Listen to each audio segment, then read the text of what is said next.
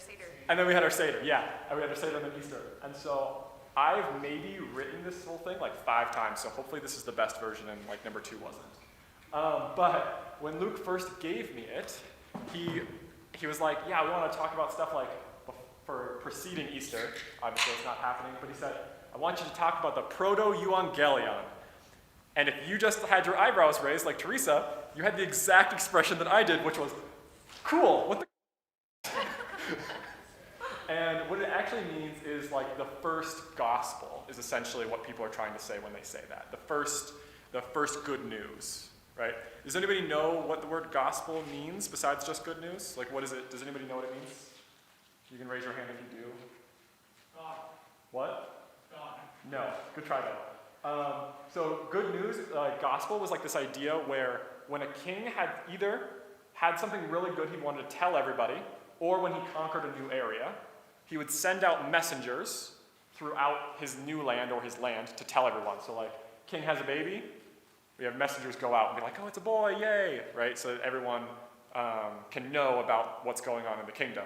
Or if Rome conquers somewhere, they go, good for you, the kingdom of Rome has come. Now you can be civilized peoples. Does that make sense? So when we say gospel, we're talking about Jesus, like the gospel of Jesus, the good news of Jesus coming, number 1, as the Son of God, and number 2, as the conquering king in a way, right? So I'm just going to have you yell out. If I said we're going to turn to the first gospel, where do you think we would turn in the Bible?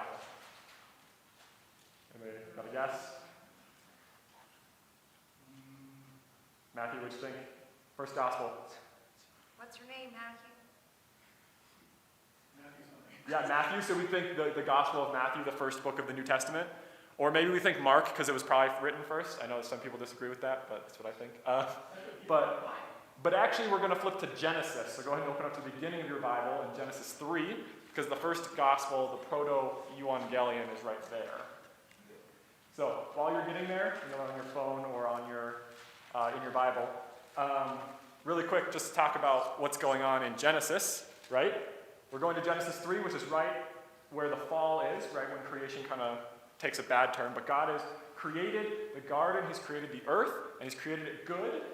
And he created Adam and Eve in the garden as a way to kind of expand the goodness of the garden, and for them to mature and expand their own goodness in an innocent way, right? Does that make sense?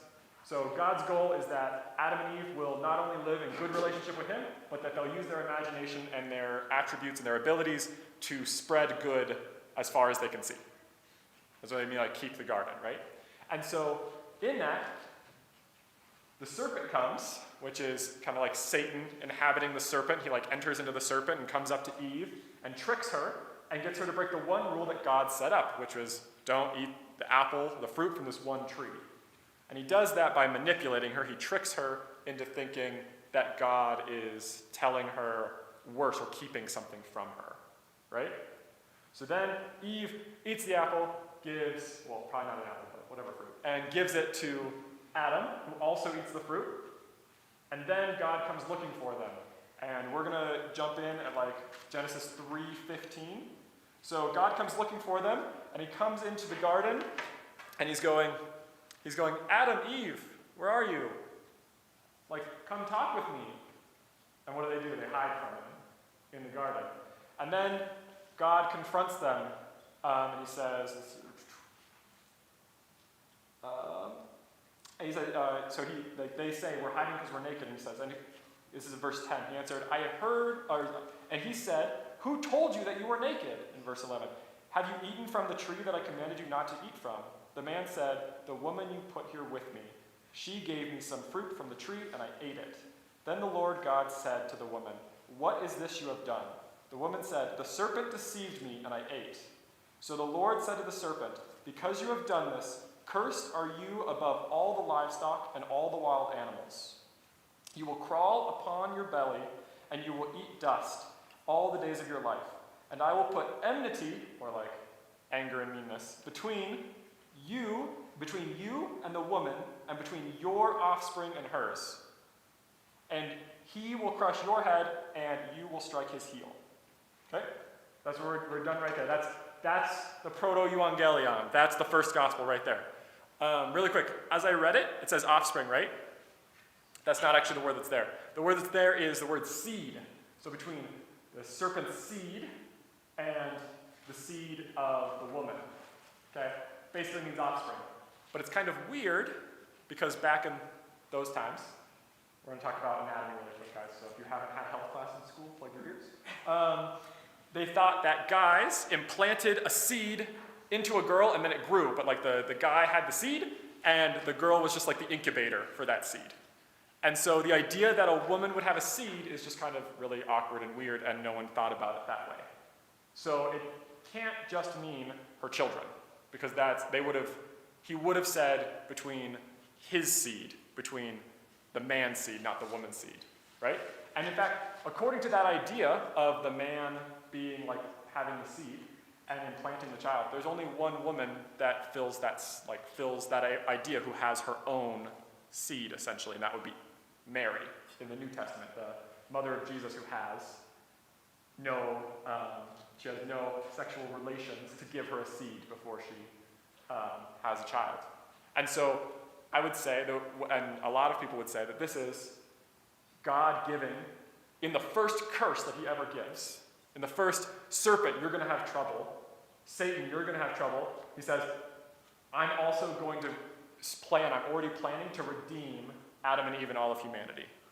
They screwed up, and my first response is to redeem people. I think that's kind of cool. Okay? Yeah. So when we think about this, we think that it's going to be enmity between the woman's seed, so Jesus, and the serpent's seed. And I did a lot of reading to try to find out what the serpent's seed was. And all I could find is that like everyone disagrees. And literally like 20% of people that I read were like, this means that people won't like snakes. I was like, I don't think that's probably what's going on. I don't know. Maybe I'm wrong. And so basically the conclusion that I came to was that Satan has brought into the world sin by his actions. He's birthed sin into the world. That's what his act of deception has done. Like, the idea of like, if you have a child, you bring them into the world. That's what the child of the serpent, the seed, the offspring of the serpent, is sin. And I think Jesus later makes the connection, we'll talk about that in a little bit, that it's sin and those who like have sin in them and have dwell in that sin. Does that make sense? Sin and people who sin, those are the seeds of the serpent. Okay? So Jesus will have enmity with those seeds, with sin, and with those who sin. So here's another question. I'm sorry I've been asking so many questions of you guys. Can anyone define sin? What is sin?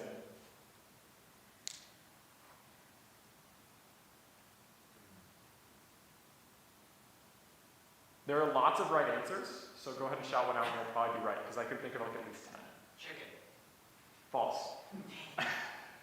Any thoughts? What do you got, Owen? Act against God. An act against God? Okay. That's the word. Yep. Like going against his laws, essentially, or like what he wants. Yeah, that's fair. Any other ideas? We got 9 more. So anyways, so I think another one that we often hear is missing the mark. Have you ever heard that? Sin is missing the mark. Fun fact, that's actually what sin means. It's an archery term. When you miss the bullseye, you're sinning. And I think that those 2 ways, the way that Owen talked about, and missing the mark, are probably the ways that we think about sin the most. It's a mistake, or it's like breaking the law. But I think that when God says Jesus is going to have enmity with sin and with the people who sin, it doesn't just mean people who make mistakes and people who go against the law. It's a lot bigger and deeper than that, and sin's a lot bigger and scarier than that. Okay? So you don't have to turn there. I'm going to really quick. It's just in Genesis 4:7, if you want to. The story of Cain and Abel. If you know the story of Cain and Abel, Cain gets mad that God likes Abel's sacrifice more, and he hits Abel with a rock and kills him. And this is a warning that God gives to Cain in 4:6 and 7. It says, "Then the Lord said to Cain, 'Why are you angry? Why is your face downcast? If you do what is right, will you not be accepted? But if you do what is but if you do not do what is right, sin is crouching at your door. It desires to have you, but you must master it. And I think that's a lot different way to think about sin than we would normally do.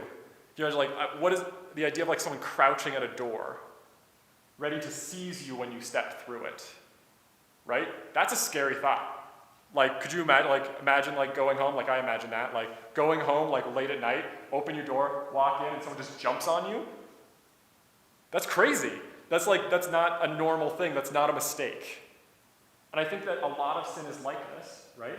Think about sin is like in addictions, whether it be pornography or whether it be alcoholism or all of these other sins that people do, that they're not just mistakes. They're something that keeps you captive and reels you in and holds you and masters you. And your only option, right, God is saying, sin's waiting for you. Master it or it will master you, right? I think that's a very, it's a crazy idea that Jesus didn't come, even though Owen is right, and sin is breaking the law, Jesus didn't just come to help us not break the law. And even though sin can be mistakes, Jesus didn't just come to help us not make mistakes. He came to rescue us from the captivity of sin. I mean, I'm just going to guess that most of you have at some point experienced a sin that felt like a cycle that you kind of were going down into it. You know, I have, so maybe I'm just a terrible person and you guys haven't. But let me tell you, it's a thing that happens. But Jesus came and God said that Jesus is going to come to free us from that, from sin as a captive. He's going to fight sin. Not like sin is like this idea of like, it's just a mistake or just this. Sin is like actually trying to master us. And Jesus is going to come defeat it. And I don't know if you guys have ever heard of like the D-Day example of Jesus coming. I think Luke's probably used it at one point. Does anybody know what D-Day is? Raise your hand if you know what D-Day is. There you go. Okay, so D-Day is when the Americans and the British were going to invade France to take France back from Germany. Okay?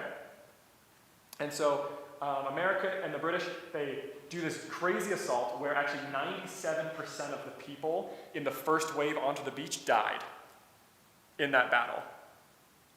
And they lost more people there than in any other battle in the war in the West.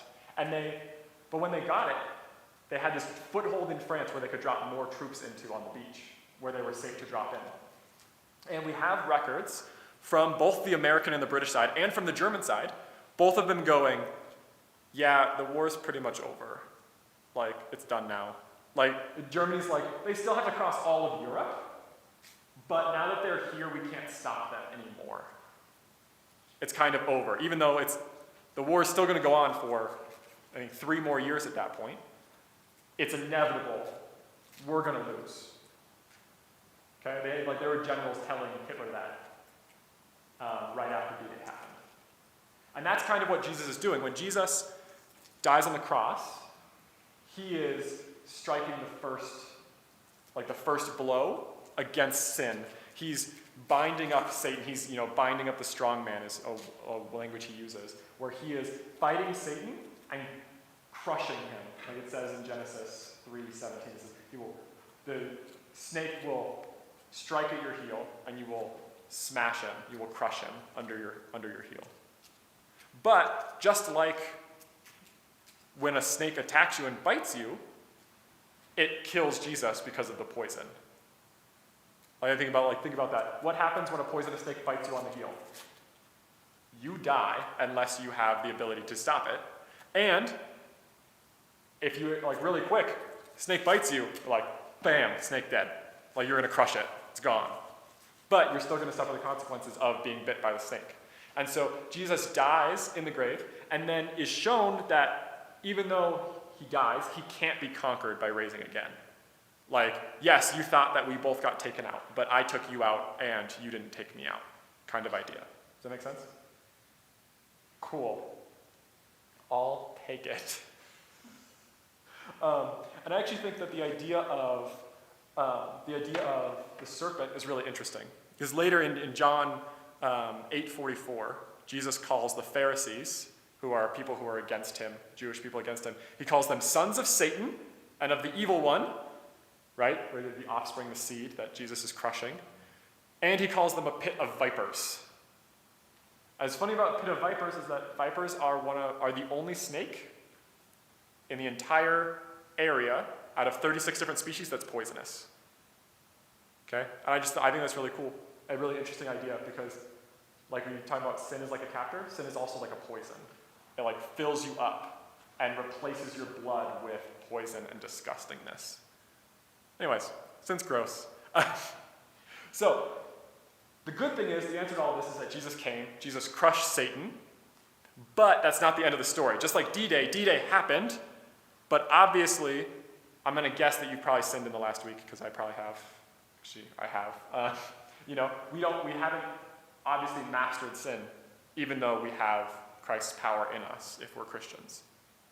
So I'm going to ask you to turn to one more place. It's going to be Romans 16, because I think that this is where one of the only places where someone besides Jesus makes the connection to the proto-evangelion from Genesis 3. So Romans 16, it's the very last chapter of Romans. It's the first book after the book of Acts. My Bible, it's page 1043, if that helps you. It's the NIV. Anyways. Everyone there? So anyways, I'll wait for you to get there. Paul is writing to a church in Rome, which is where has been a lot of persecution. There's going to be again soon in the future. And he's telling them, he's basically like at the end, he's giving them like at the end of a message or at the end of a letter, he's like, rah, rah, like go get them. Like go out there and do your thing, church in Rome. And in Romans 16, 19 and 20, this is what he says. Everyone has heard about your obedience, the church in Rome's obedience. So I am full of joy over you, but I want you to be wise about what is good and innocent about what is evil. And verse 20, the God of peace will soon crush Satan under your feet. Okay? I think that Paul is making a reference back to Jesus crushing Satan under his foot and the offspring of Satan under his foot. That he's then saying, guess what, guys? The church, you're combined with Christ. You're married to Christ as the church. Now you guys have the same mission as Christ. You need to finish crushing Satan. Okay? Just like D-Day, right? The war is over, but we still need people to go finish the war. Does that make sense? Hopefully that makes sense. Anyways, but I think this is a really cool idea because it doesn't say, it's not saying, okay guys, Jesus won the battle, now you can just sit around and do nothing. Right? That wouldn't work very well. If sin is something that's more than just a mistake, and it's a poison and it's crouching at the door ready to take us captive, we better fight it. We better crush it. And I think that Paul is saying this at once in a communal sense and at the same time in an individual sense. He's saying, Janelle, you crush Satan under your feet. You crush sin under your feet. And he's also saying, church, crush Satan under your feet together. And so I love that image of us working in tandem with Christ to fight sin in our lives and in each other's lives. That at the same time, if you have temptation of a sin, whatever it may be, when you fight that temptation off and you repel it and you don't go into that temptation, that's denying sin ground in your life. That's denying Satan power over you. And when you go out and you do good for others, and when you actively work on your relationship with Christ, that's like the offensive side of the war. That's you actively going, searching out sin and crushing it like it deserves to be crushed. And in a similar way, when the church encourages the body, encourages each other, when we encourage each other, when I encourage Owen, when Owen encourages me to not sin, that's us fighting against Satan and not letting him have a hold on the people we care about. And when the church goes out into the rest of the world, and it doesn't allow poverty and drug addiction to live without being fought, that's this church crushing Satan and sin under its feet. So anyways, my call to you today is to think about at the same time, how can you resist sin and temptation, but also wage an offensive war individually and as a group against sin and Satan? How can we not sit passively by and just go, Jesus did it, Jesus has got this, when Jesus is going, I did it, I got this, come join me? How can we join up with Christ?